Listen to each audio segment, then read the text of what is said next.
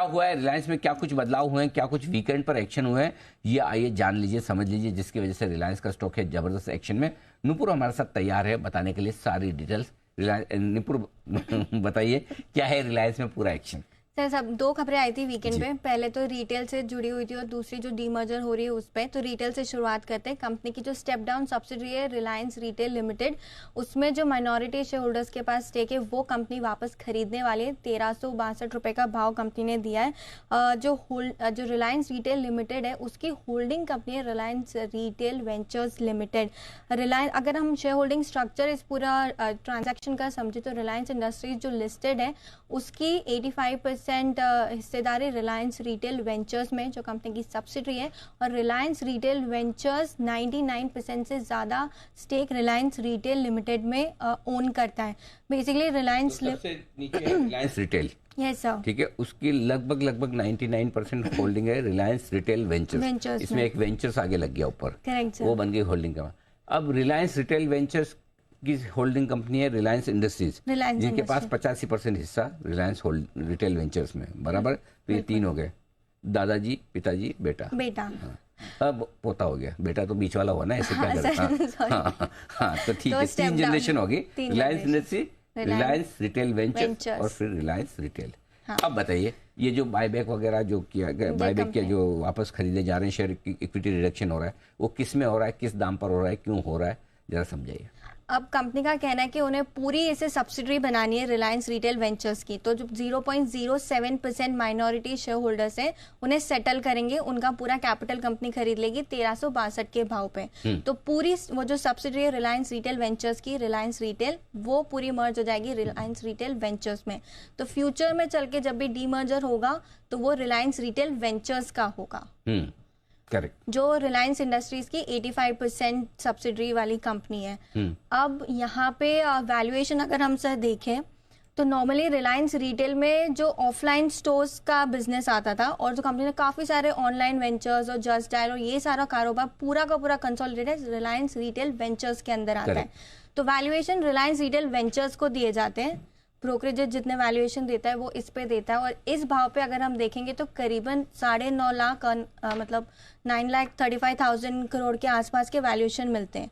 तो 18 लाख करोड़ का वैल्यूएशन है रिलायंस इंडस्ट्रीज का, 85% हिस्सेदारी है रिलायंस रिटेल वेंचर्स में। तो अकॉर्डिंगली रिलायंस का अगर हिस्सा देखें 85% रिलायंस रिटेल में तो वो 8 लाख करोड़ के आसपास आता है।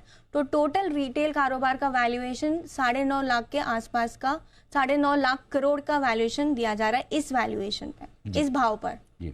तो अब मैं हमारे दर्शकों को थोड़ा आसान भाषा में समझा। पहली चीज़ तो है कि जो कंपनी के शेयर वापस खरीदे जा रहे हैं, कैपिटल रिडक्शन करके जीरो किया जा रहा है बाहर की होल्डिंग को, वो 0.07% हिस्सेदारी है, 1362 रुपये में लिया जा रहा है। जिस कंपनी का बिजनेस पूरा लिया जा रहा है वो सिर्फ ऑफलाइन कारोबार है, जो रिलायंस रिटेल के स्टोर्स वगैरह जो खुले हुए उसका बिजनेस है, उसको 1362 रुपये में लिया जा रहा है। अब बहुत सारे लोगों को क्या लग रहा है कि भाव तो 2700 रुपये ग्रे मार्केट में चल रहा था या आपस में ट्रेड हुए, वो 1362 में। जो 2700 रुपये का भाव चल रहा है वो रिलायंस रिटेल वेंचर्स का चल रहा है, जिसकी होल्डिंग कंपनी है, उसमें ऑनलाइन बिजनेस और दूसरे बिजनेस भी है, वो नहीं हो रहा है। उसमें 85% ही रिलायंस के पास, 15% जो बाहर दूसरे लोगों के पास 15% है, वो इक्विटी रिडक्शन नहीं हो रहा है। तो जिनके पास रिलायंस रिटेल वेंचर्स के शेयर है उनको दुखी होने की अभी जरूरत नहीं है। जो अनलिस्टेड वाले हैं वो नहीं, सभी है तो दोनों ही अनलिस्टेड है।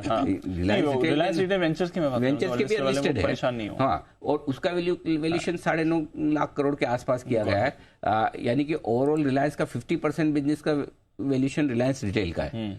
18 लाख करोड़ में से 9 लाख करोड़ ब्रॉडली समझ लीजिए, और उसमें 85% रिलायंस के पास है, 15% बाहर जनता के पास में, जिसमें बहुत सारे फंड भी हैं दुनिया भर के, बाकी रिटेल इन्वेस्टर भी है। तो बिना समझे कल काफी लोग वीकेंड पर बड़े दुखी हो रहे थे, ट्विटर पर हंगामा मचा के रखे हुए थे कि भाई ये तो 27 रुपए ग्रे में भाव चल रहा था, ये तो 1362 में ही ले लिया जी। तो जो 1362 में लिया जा रहा है वो कंपनी अलग है इंडिया में। Got तो थोड़ा अपने दुख को कम कर लीजिए है ना? परेशान होने की जरूरत नहीं है। हाँ, मतलब कंपनी अलग है, दोनों का कंपनी भाव अलग कैसे है, कंपेयर exactly. करोगे आप? अब कम है या ज्यादा? अब रहा सवाल ये जो हो रहा है ये ठीक है।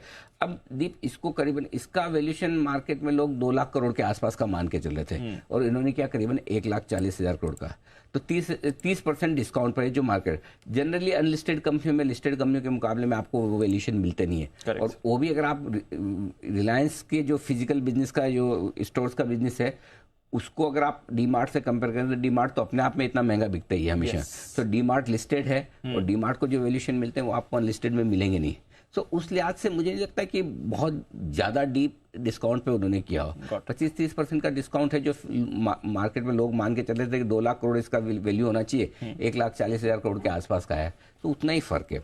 और बाकी रहा सवाल आपके पास जो शेयर हैं वो तो अभी हैं वैसे के वैसे हैं, उसका इक्विटी रिडक्शन नहीं हो रहा है। ज़्यादातर लोगों के पास रिलायंस रिटेल वेंचर्स हैं जिसका 85% हिस्सा रिलायंस के पास है, 15% बाकी लोगों के पास जिनमें फंड्स भी हैं, दूसरे इन्वेस्टर्स भी हैं। समझ गया सर। क्लियर है? तो आई होप कि आपके सबके डाउट अब क्लियर हो गए होंगे।